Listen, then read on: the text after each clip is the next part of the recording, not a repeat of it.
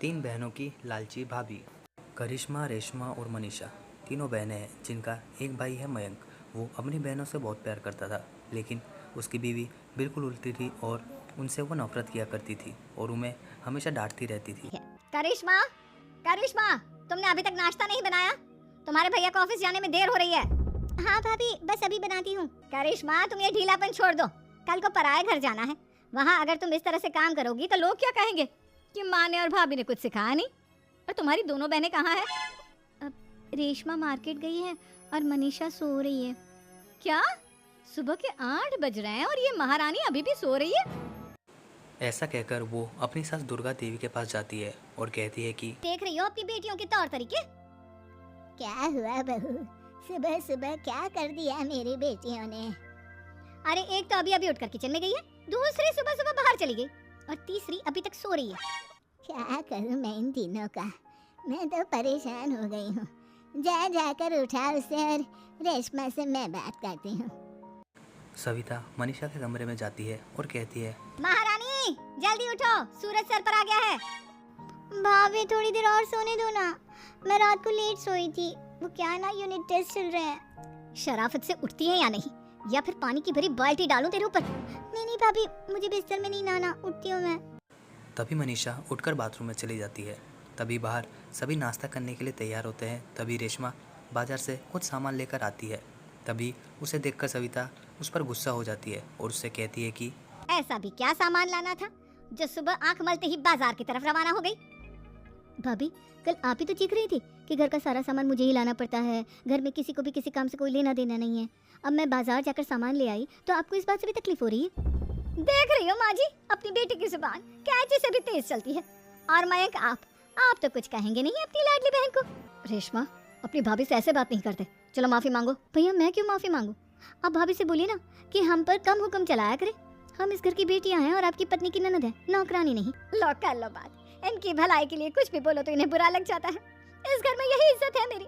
देख लो माँ जी, आपकी बेटी किस लहजे में मुझसे बात कर रही है।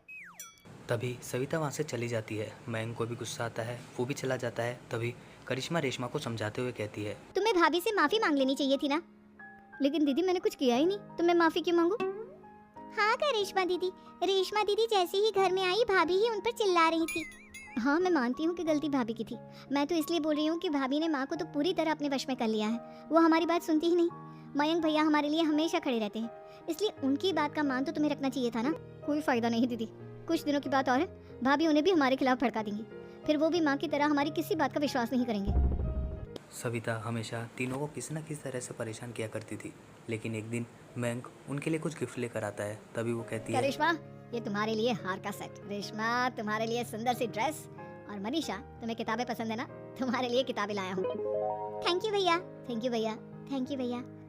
करिश्मा तुम्हारा नेकलेस कितना सुंदर है, ये भैया कहाँ से ले आए होंगे? मैंने भैया को 3 दिन पहले फोन पर ये डिजाइन दिखाया था और आज भैया ये ले आए। सविता तीनों के गिफ्ट देखकर जल रही थी और उसे रेशमा का नेकलेस भी अच्छा लगता है। बहनों के लिए कितना अच्छा नेकलेस लेकर आए हैं, मुझे कभी कोई गिफ्ट नहीं दिया। मैं आज ही ये हार चुरा लूंगी। उसी रात को सविता रेशमा का हार चुरा लेती है और हर बार जो भी उसे चीज़ अच्छी लगती थी वो अपनी नंदों से चीज़ चुरा लेती थी। ऐसे ही दिन बीतते गए और उसने अपने पति के दिल में भी अपनी बहनों के लिए नफरत पैदा कर दी। एक दिन मयंक उनकी शादी पक्की कर आया और उसकी माँ से कहता है, माँ करिश्मा और रेशमा के लिए बहुत अच्छा रिश्ता आया है, वो लोग कल इन्हें देखने आ रहे हैं। आप और सविता मिलकर सारी तैयारी कर लेना। यह सुनकर करिश्मा और रेशमा खुश हो जाती है और सविता सोचती है, अगर इन दोनों बहनों की शादी हो गई तो घर और बाहर का काम कौन करेगा? मनीषा तो 1 नंबर की कामचोर है, उससे तो किसी बात की उम्मीद लगाना ही बेकार है। मुझे इस शादी को रोकना होगा। तैयार हो गई तुम दोनों? देखो दोनों लड़के बहुत अच्छे हैं, मैं कोई कसर नहीं छोड़ना चाहता, इसलिए तुम उनके सामने अच्छे से बिहेव करना और अपनी भाभी से लड़ने मत लग जाना। करिश्मा तुम वो नेकलेस पहन लो ना जो मैं तुम्हारे लिए लाया था। भैया मैं बहुत देर से वो नेकलेस ढूंढ रही हूँ लेकिन मुझे मिल ही नहीं रहा। क्या तुमने नेकलेस खो दिया? तुम्हें पता भी है वो कितना महंगा था, तुम कोई काम ढंग से नहीं कर सकती। तभी मयंक वहाँ से गुस्सा होकर चला जाता है। थोड़ी देर बाद लड़के वाले आ जाते हैं और वो उन दोनों को पसंद कर लेते हैं, लेकिन सविता कुछ और ही सोच रही थी। वो पंडित जी के पास जाती है और उनके पास कुंडली लेकर जाती है और उन्हें कुछ पैसे दे देती है जिससे वो कुंडली चेंज कर देते हैं। वो कुंडली लड़के वाले की माँ को भेजते हैं और वो दुर्गा को फ़ोन लगाकर कहते हैं कि बहन जी हमने करिश्मा की कुंडली अपने पंडित जी को दिखाई थी। आपकी बेटी की कुंडली नहीं बल्कि दोषों का पिटारा है। देखिए, मैं और मेरे पति इन सब बातों में बहुत विश्वास करते हैं, इसलिए हम आपकी बेटी से अपने बेटे की शादी नहीं करा सकते। इस तरह करिश्मा का रिश्ता टूट जाता है और सभी घर वाले दुखी से खड़े होते हैं। तभी सविता सोचती है, चलो, करिश्मा का तो रिश्ता टूट गया, अब रेशमा का भी रिश्ता तोड़ना है। क्या करूं? सविता आवाज़ बदलकर नए नंबर से रेशमा के होने वाले ससुराल में फ़ोन करती है। हेलो, मैं कौन हूँ कौन नहीं ये आपके लिए जानना जरूरी नहीं, बस इतना सुन लो कि रेशमा का 2 साल से किसी के साथ अफेयर चल रहा है। सविता के इतना कहने से ही रेशमा का रिश्ता टूट जाता है। तभी मयंक और दुर्गा देवी उसे बार बार परेशान करते थे और उससे उस लड़के के बारे में पूछते थे। आप दोनों मुझे क्यों परेशान कर रहे हो? अरे कोई लड़का होगा मेरी लाइफ में तो मैं बताऊंगी ना, जब कोई है ही नहीं तो कहाँ से लाऊं मैं कोई लड़का? तो तेरे होने वाले ससुराल वालों को फोन किसने किया था? माँ, मैं नहीं जानती किसने फोन किया था, मैं सच कह रही हूँ। मैं तो पहले ही कह रही थी इसकी लगाम खींच कर रखो, लेकिन मेरी सुनता ही कौन है।